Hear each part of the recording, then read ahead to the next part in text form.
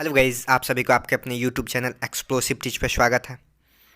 आशा करते हैं कि आप सभी स्वस्थ होंगे और अपने फैमिली के साथ होंगे, क्योंकि हर साल की भांति इस साल भी कोरोना अपने नियत समय पे वापस आ गया है और इस देश में बहुत तेज़ी से बढ़ रहा है। तो इसलिए आप अपने घर में रहें, सेफ रहें, फैमिली के साथ रहें, खुद को सुरक्षित रखें और फैमिली को भी सुरक्षित रखें, क्योंकि इसके लक्षण उस समय तो जब आपको इसका वायरस संक्रमित करेगा उस समय पता नहीं चलेगा, लेकिन कुछ दिन बाद, एक दो दिन, तीन चार दिन बाद आपको पता चलेगा कि हम कोरोना संक्रमित हो गए हैं, और उतना दिनों में आप अपने पूरा फैमिली को ये वायरस से संक्रमित कर चुके होंगे।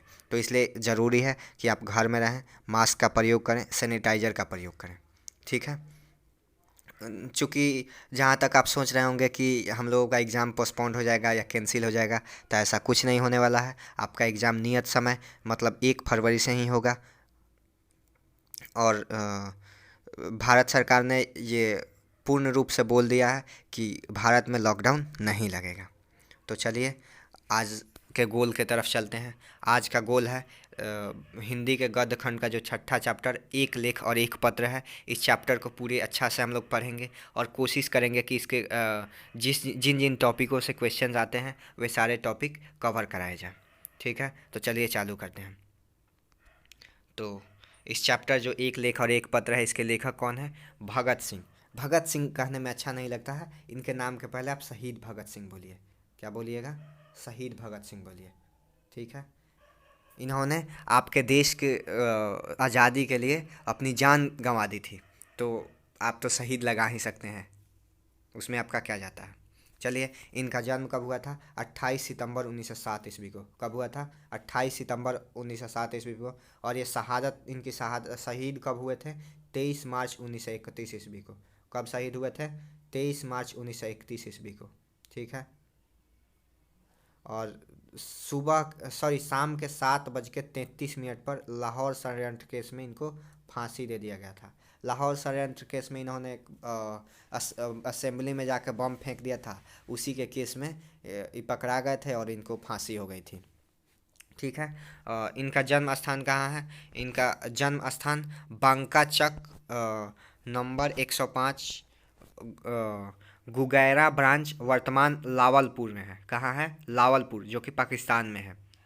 ठीक है। और इनका पैतृक गांव खटकर कला पंजाब में है। कहाँ है? खटकर कला पंजाब में है। चलिए, इनके माता का नाम विद्यावती और पिता का नाम सरदार किशन सिंह है। माता का नाम विद्यावती और पिता का नाम क्या है? सरदार किशन सिंह। माता का नाम विद्यावती और पिता का नाम क्या है? सरदार किशन सिंह। संपूर्ण परिवार स्वतंत्रता सेनानी में सम्मिलित था। जैसे इनके पिताजी भी थे, जो चाचा अजीत सिंह थे, वो लाला लाजपत राय के साथ असहयोग आंदोलन में थे। ठीक है। और जब अजीत सिंह मांडले जेल में देश से निकाल दिया गया था, मतलब इनको सज़ा मिले, जेल से जब निकले तो इनको सज़ा मिला कि आप देश छोड़ देंगे, तो इसके बाद ये विदेश जाकर मुक्ति संग्राम का संचालन करने लगे। उसके बाद जो छोटे चाचा सरदार स्वर्ण सिंह भी जेल गए थे। जेल में उनको इतना यातना दिया गया, इतना उन पे अत्याचार किया गया कि 1910 ईस्वी में उनका भी निधन हो गया। इनके जो छोटे चाचा थे, भगत सिंह की शहादत के बाद उनके भाई कुलबीर सिंह और कुलतार सिंह को देवली कैंप जेल में रखा गया था। वहाँ वे 1946 में रहे। भगत सिंह के शहादत के बाद इनके जो भाई थे कुलबीर सिंह और कुलतार सिंह, ठीक है, इनको देवली कैंप में रखा गया था, जहाँ वो लोग 1946 तक रहे थे। इनके पिताजी भी अनेक बार जेल गए थे। ठीक है। इनके जो पिताजी थे वो भी अनेक बार जेल गए थे। चलिए, शिक्षा। पहले 4 साल इन्होंने प्राइमरी शिक्षा गांव में ही लिया था। फिर लाहौर के डीएवी स्कूल में वर्ग 9 तक की पढ़ाई की थी। बाद में नेशनल कॉलेज लाहौर से एफए किया। ठीक है। बीए के दौरान पढ़ाई छोड़ दी। बीए के दौरान क्या कर दी? पढ़ाई छोड़ दी थी और क्रांतिकारी दल में शामिल हो गए थे। बचपन में करतार सिंह सराभा और 1914 में 14 के गद्दार पार्टी के आंदोलन के प्रति तीव्र आकर्षक। 1914 में जो गद्दार पार्टी का आंदोलन हुआ था उसके तरफ ये बहुत ज़्यादा आकर्षित हुए थे उस आंदोलन पे। ठीक है। सराभा की निर्भीक कुर्बानी का मन पर अस्थाई और गहरा असर। ये कोई करतार सिंह सराभा थे, उनके बहुत बड़े फैन थे। और जब उनका क्या हो गया, सराभा का कुर्बानी हो गया, मतलब उनको वो शहीद हो गए, तो इनके ऊपर उसका गहरा असर पड़ा। 16 नवंबर 1915 को सराभा को फांसी के समय भगत सिंह की उम्र 8 वर्ष थी। पूछता है सराभा के फांसी के समय भगत सिंह की उम्र कितनी वर्ष थी? 8 वर्ष थी। 16 नवंबर 1915 में फांसी हुआ था सराभा को, तो ये भी शहीद हुए थे अपने देश के लिए। सराभा का चित्र वे अपने जेब में रखते थे। कौन? भगत सिंह। 12 वर्ष की उम्र में जालियांवाला बाग की मिट्टी लेकर क्रांतिकारी गतिविधियाँ शुरू की। देख रहे हैं, 12 वर्ष की उम्र में ये क्रांति शुरू कर दिए थे। 12 वर्ष की उम्र में बच्चे खेलना शुरू करते हैं, तो ये अपने क्रांति शुरू कर दिए थे देश को आज़ाद कराने के लिए। 1922 में चौरा चौरी कांड के बाद 15 वर्ष की उम्र में कांग्रेस और महात्मा गांधी से मोह भंग। देख रहे हैं, 1924 में चौरा चौरी कांड के बाद जब 15 वर्ष के उम्र थे, उसी समय कांग्रेस और महात्मा गांधी से मोह भंग हुआ था। 1923 में पढ़ाई और घर छोड़कर कानपुर गणेश शंकर विद्यार्थी के पत्र प्रताप की सेवाएं दी। 1923 में इन्होंने पढ़ाई छोड़ दिया था। ठीक है, छोड़ के कहाँ गए थे? कानपुर गए थे। वहाँ गणेश शंकर जो थे, उनके विद्यार्थी प्रेस जो था, उसमें जो पत्र निकलता था प्रताप, उसमें उस पत्र प्रताप पत्र में अपनी सेवाएं दी। 1926 में अपने नेतृत्व में पंजाब में नौजवान भारत सभा का गठन किया। 1926 में इनकी उम्र ही कितनी हुई होगी?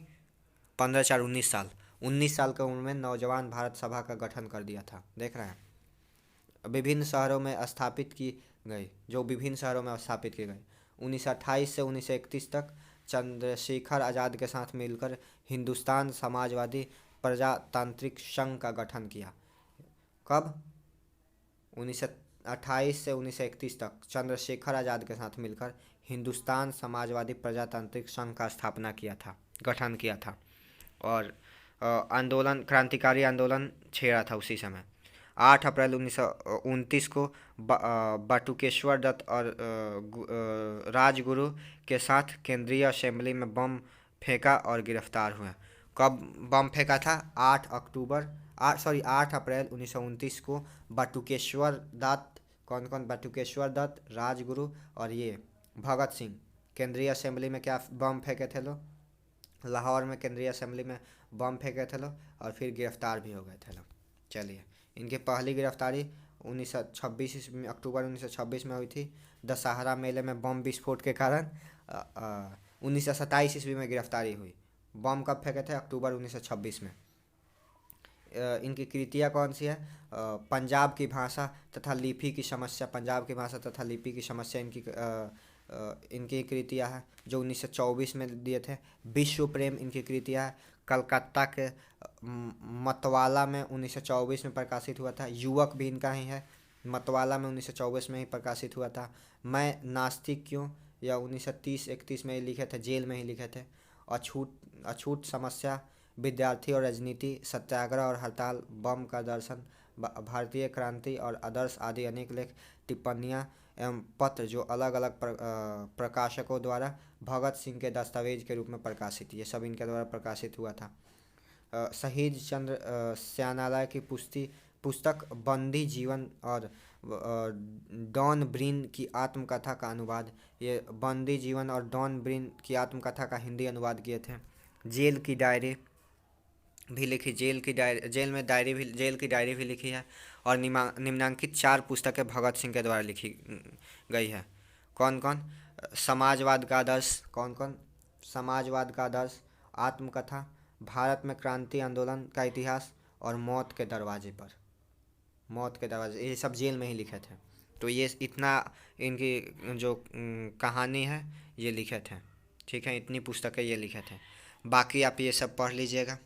ठीक है, इसमें से ज़्यादा आता नहीं है। अगर आपके पास समय है तो पढ़ लीजिए, नहीं भी पढ़िएगा तो कोई दिक्कत नहीं है, इधर से नहीं आएगा। चलिए, अब इस चैप्टर को चालू करते हैं। एक लेख और एक पत्र, विद्यार्थी और राजनीति। इनके जो विद्यार्थी और राजनीति पुस्तक है उसी से लिया गया है। इस बात पर बड़ा भारी शोर सुना जा रहा है कि पढ़ने वाले नौजवान राजनीति या पॉलिटिक्स के कामों में हिस्सा न लेंगे।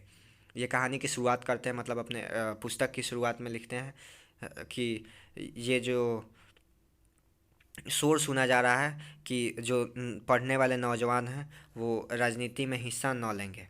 पंजाब सरकार की राय बिल्कुल न्यारी है। ये जो पंजाब सरकार की जो राय है बिल्कुल न्यारी है। कैसी है? न्यारी है। विद्यार्थियों से कॉलेज में दाखिला होने से पहले इस आशय की शर्त पर हस्ताक्षर करवाए जाते हैं कि वे पॉलिटिक्स कामों में हिस्सा नहीं लेंगे।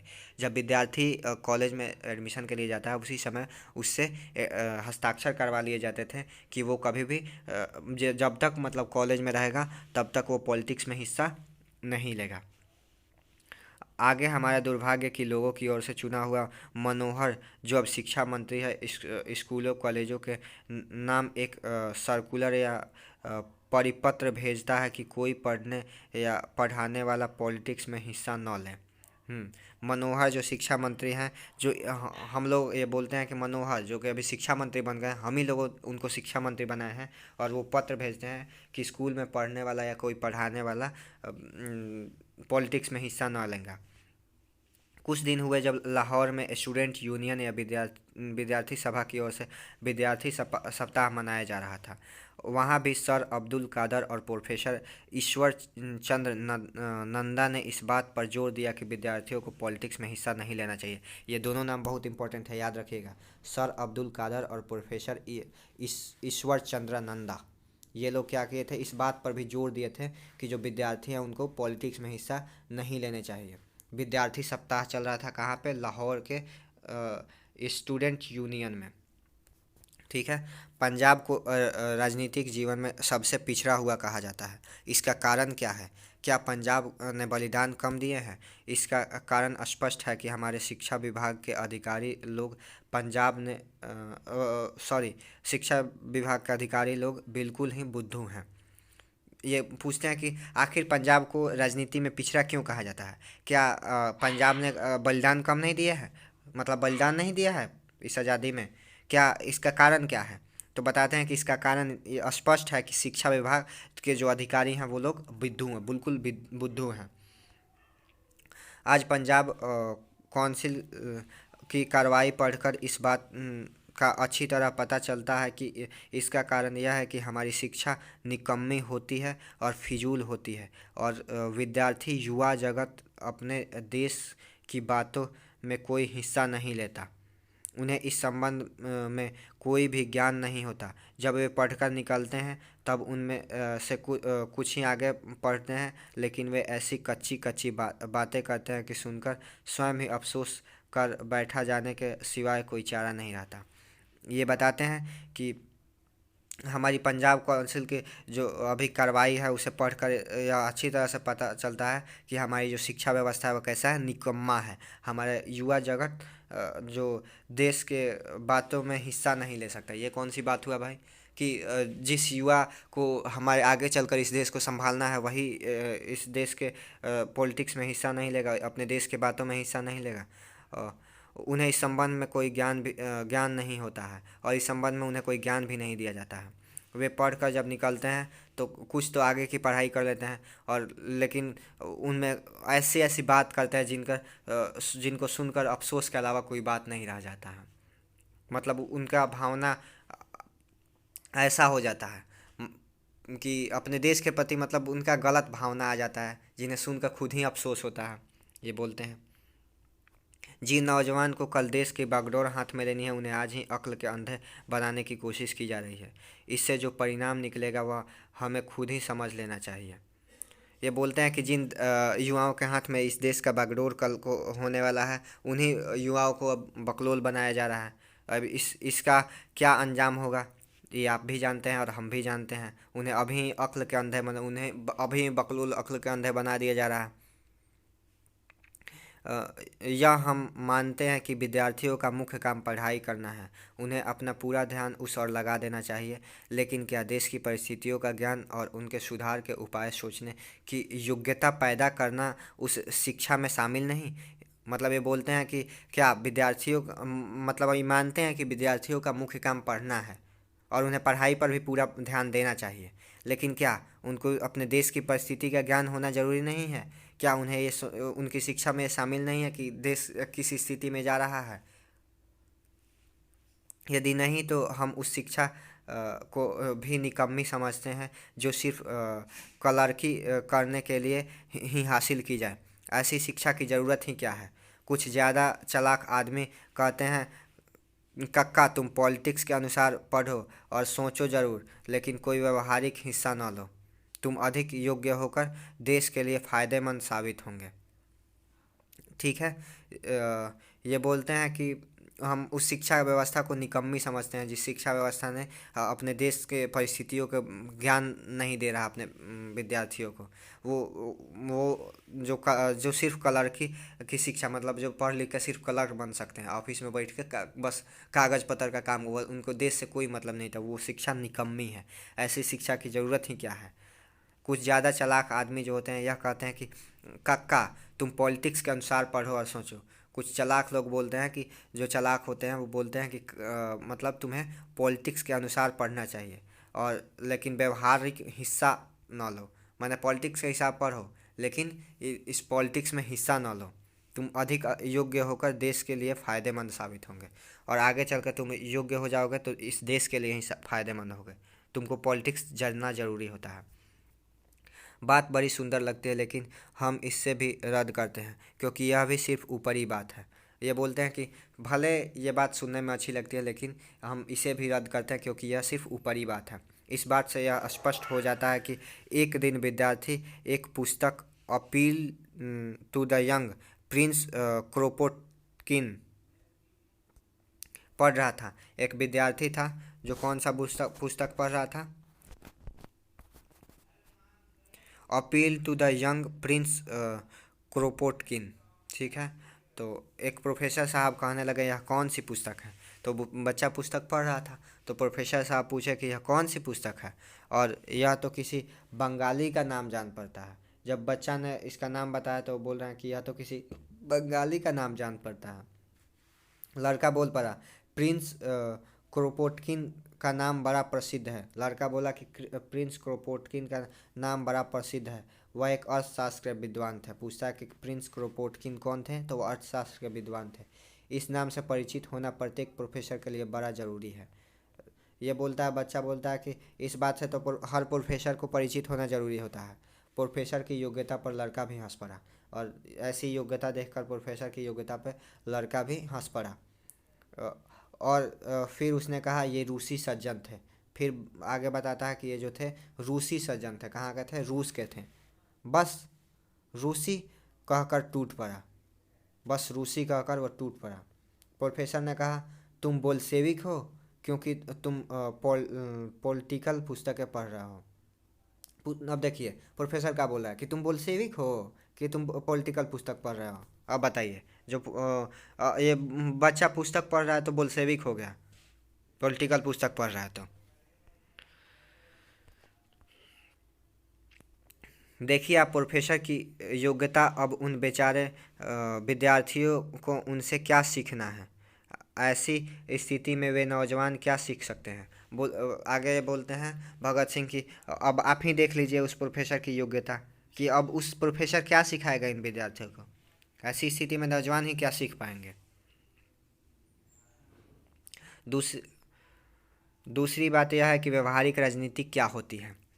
ये बोलते हैं कि दूसरी बात यह है कि व्यवहारिक राजनीति आखिर क्या होती है। महात्मा गांधी, जवाहरलाल नेहरू और सुभाष चंद्र बोस का स्वागत करना और भाषण सुनना तो हुई व्यवहारिक राजनीति, पर कमीशन और वायसराय का स्वागत करना क्या हुआ। ये बोलते हैं जब व्यवहारिक राजनीति महात्मा गांधी, जवाहरलाल नेहरू और सुभाष चंद्र का भाषण सुनना व्यवहारिक राजनीति है, तो उनका स्वागत करना व्यवहारिक राजनीति है, तो आखिर ये कमीशंस और वायसराय का स्वागत करना क्या हुआ। कमीशन और वायसराय क्या थे? अंग्रेजी अधिकारी थे। उस समय के अंग्रेजी अधिकारी को कमीशंस और वायसराय, बहुत सारे ऐसे पद थे, उसमें से कमीशन और वायसराय का ही इसमें चर्चा करते हैं।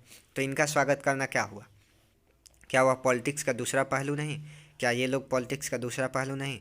सरकार और देश के प्रबंध से संबंधित कोई भी बात पॉलिटिक्स के मैदान में ही गिनी जाएगी, तो फिर यह पॉलिटिक्स हुई कि नहीं। कहा जाएगा कि इसे सरकार खुश होती है और दूसरी से नाराज़। आप ही बताइए, जब सरकार से संबंधित कोई भी मैदान बात हो रहा है तो वो पॉलिटिक्स में ही गिनी जाएगी, तो फिर ये पॉलिटिक्स हुआ कि नहीं। सरकार से संबंधित ही बात, कहा जाता है कि अगर इन लोगों का स्वागत करेंगे तो इससे सरकार खुश होगी।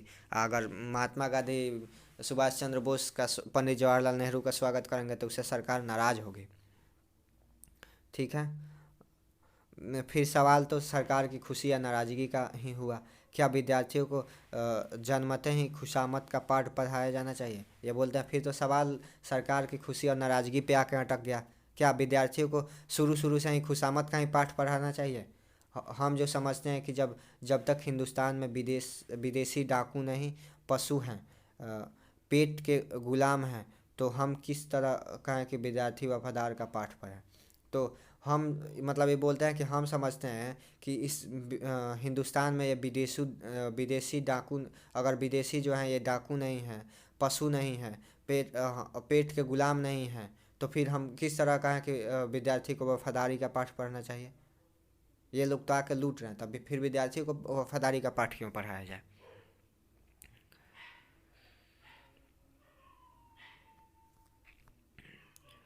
सभी मानते हैं कि हिंदुस्तान को इस समय ऐसी देव सेवकों की ज़रूरत है जो तन मन धन देश पर अर्पित कर दें और पागलों की तरह सारी उम्र देश की आज़ादी के लिए नौछावर कर दें। ये बोलते हैं कि सब लोग मानते हैं कि इस समय देश के ऐसे देश सेवक की ज़रूरत है जो तन मन धन से इस देश को समर्पित कर दे और पागलों की तरह सारा उम्र इस देश की आज़ादी पे नौछावर कर दे। लेकिन क्या बूढ़ों में ऐसे आदमी मिल सकेंगे? क्या परिवार और दुनियादारी के झंझटों में फंसे लोगों, सियाने लोगों में ऐसा लोग निकल सकेंगे? ये पूछते हैं, क्या बूढ़ों में भी ऐसा आदमी मिल सकेंगे जो देश के लिए अपना सब कुछ निछावर करके देश की आज़ादी में लग जाए? क्या जो अपने परिवार की झंझटों में फंसे हैं, क्या वो मिल सकते हैं? या तो वही नौजवान निकल सकते हैं जो किन्हीं जंजालों में न फंसे हो, और जंजालों में पड़ने से पहले विद्यार्थी या नौजवान तभी सोच सकते हैं यदि उन्होंने कुछ व्यवहारिक ज्ञान भी हासिल किया हो। ये बोलते हैं कि जिनके ऊपर परिवार का जंजाल आ गया, जल परिवार का बोझ आ गया है, वो तो इस आंदोलन में नहीं आ सकते हैं। इस आंदोलन में कौन आएगा? तो इस आंदोलन में वही आएंगे जिनके ऊपर परिवार का बोझ नहीं है। और परिवार का बोझ अभी नहीं आया है तो वो कौन होंगे जो आएंगे? जिनके पास थोड़ा सा व्यवहारिक ज्ञान होगा। बिना व्यवहारिक ज्ञान का कोई भी इस आंदोलन में क्यों आएगा भाई? क्यों देश आज़ाद कराएंगे? आपके पास व्यवहार है, आप अपने देश से जुड़े हुए हैं, तब ना पाइएगा अपने देश को आज़ाद कराने। आपके पास व्यवहारिक ज्ञान ही नहीं है तो क्यों आइएगा आप देश आज़ाद कराने? ठीक है। तो सिर्फ गणित और ज्योग्राफी का ही परीक्षा के पर्चों के लिए घूंटा न लगाया हो। और ये बोलते हैं वही आएगा जिसके पास व्यवहारिक ज्ञान है, जो सिर्फ गणित और ज्योग्राफी के पेपर के लिए रट्टा मार के नहीं गया हो, ज़िंदगी भर मैथ और ज्योग्राफी के पेपर के लिए रट्टा ना मारा हो। जिसके पास थोड़ा बहुत व्यवहारिक ज्ञान हो, अपने देश का समझता है, वो न आएगा इसमें। क्या इंग्लैंड के सभी विद्यार्थियों का कॉलेज छोड़कर जर्मनी के खिलाफ लड़ने के लिए निकल पड़ना पॉलिटिक्स नहीं था? ये पूछते हैं, क्या इंग्लैंड के सभी विद्यार्थी जो कॉलेज छोड़कर जर्मनी के खिलाफ लड़ने निकल गए थे, क्या वो पॉलिटिक्स नहीं था? तब हमारे देश के ये उपदेशक कहाँ थे जो उनसे कहते जाओ जाकर शिक्षा हासिल करो? तब ये हमारे देश के जो उपदेशक हैं ये लोग कहाँ थे जो उनसे कहते हैं जाकर शिक्षा हासिल करो? जो इन विद्यार्थियों से कहते हैं कि जाओ तुम सिर्फ शिक्षा हासिल करो, देश में हिस्सा मत लो। आज नेशनल कॉलेज अहमदाबाद के जो लड़के सत्याग्रह में बरदोली वालों की सहायता कर रहे हैं, क्या वे ऐसे ही मूर्ख रह जाएंगे? ये बोलते हैं, क्या जो नेशनल कॉलेज के अहमदाबाद के जो छात्र हैं जो सत्याग्रह में बरदोली में हेल्प कर रहे हैं, बरदोली की महिलाओं को सहायता कर रहे हैं, हाँ, क्या वो ऐसे ही मूर्ख रह जाएंगे? सभी देश को आज़ाद कराने वाले वहाँ के विद्यार्थी और नौजवान ही हुआ करते हैं। ये बोलते हैं कि अगर देश को कोई भी आज़ाद कराएगा तो वो वहाँ के नौजवान ही होंगे। नौजवान क्यों होंगे? अगर आप बूढ़ों में जाइएगा तो बूढ़ों से इतने आंदोलन होंगे नहीं, कुछ दूर चलेंगे उनका जीवन ख़त्म हो जाएगा, तो वो ऐसे आंदोलन में आएंगे नहीं। अब आइएगा कि आप एक समझ लीजिए कि जिनका परिवार के झंझटों में फंस गया है, तो अगर वो परिवार को छोड़ के आते हैं तो परिवार की स्थिति खराब होगी, और परिवार की स्थिति खराब हुई तो एक देश को आज़ाद कराने के लिए अपना परिवार कोई बर्बाद नहीं कर सकता है। तो ये नौजवान ही ना आ सकते हैं। मानते हैं इन पे भी परिवार का बोझ होता है, लेकिन उतना नहीं होता है। इन पे पूरा परिवार टिका नहीं होता है। इनके आ जाने से उतना परिवार पे प्रॉब्लम नहीं आएगा, आएगा लेकिन उतना नहीं आएगा। तो ये लोग ही ना करा सकते हैं। क्या हिंदुस्तान के नौजवान अलग अलग रहकर अपना और अपने देश का अस्तित्व बचा पाएंगे? ये पूछते हैं, क्या हिंदुस्तान के जो नौजवान हैं अलग अलग रह के इस देश के अस्तित्व को बचा पाएंगे? नौजवान 1919 में विद्यार्थियों पर किए अत्याचार भूल नहीं सकते। ये जो नौजवान है इस देश के 1919 में जो जालियांवाला बाग हत्याकांड हुआ था, उसमें जो विद्यार्थियों पर जो गोलियां चलाई गई थी, वो अत्याचार नौजवान नहीं भूल सकते। वे यह भी समझते हैं कि उन्हें एक भारी क्रांति की ज़रूरत है। ये नौजवान समझते हैं कि यहाँ भारत में एक भारी क्रांति की ज़रूरत है। वे पढ़ें, ज़रूर पढ़ें, और साथ ही पॉलिटिक्स का भी ज्ञान हासिल करें, और जब ज़रूरत पड़े तो मैदान में कूद पड़े और अपना जीवन इसी काम में लगा दें। वे बोलते हैं कि वे पढ़ें, उनसे कोई दिक्कत नहीं है, और ज़रूर पढ़ें, और लेकिन पॉलिटिक्स का भी ज्ञान हासिल करें, और जब ज़रूरत पड़े तो वे नौजवान मैदान में कूदें और अपने देश की आज़ादी के लिए अपने जान तक लगा दें, अपने प्राणों का इसी में उत्सर्ग कर दें, वरन बचने का कोई उपाय नज़र नहीं आता। इसके सिवाय इन अंग्रेज़ों से छुटकारा पाने का कोई उपाय नहीं है। तो ठीक है, आज इतना ही, क्योंकि वीडियो लंबा हो जाएगा। तो आशा करते हैं कि आपको अच्छा लगा होगा। अगर अच्छा लगा है तो वीडियो को लाइक कर दें, चैनल को सब्सक्राइब करें। और आपके एग्ज़ाम में अब ज़्यादा समय नहीं है, बस 1 महीना बचा है, तो इस 1 महीना का अच्छा से यूज करें, और भगवान करें कि आप बहुत सफल हो। Thanks for watching. बाय।